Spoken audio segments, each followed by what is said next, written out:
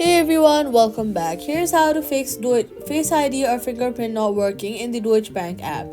First, restart your device, then go to your phone settings, and then search for Face ID and passwords. Enter your passcode and make sure Face ID and fingerprint is enabled.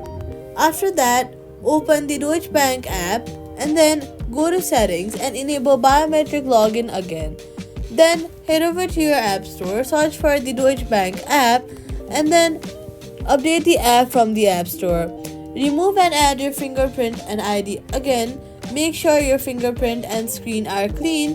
That's how to fix the Deutsche Bank Face ID or fingerprint not working. Like and subscribe for more tech guides.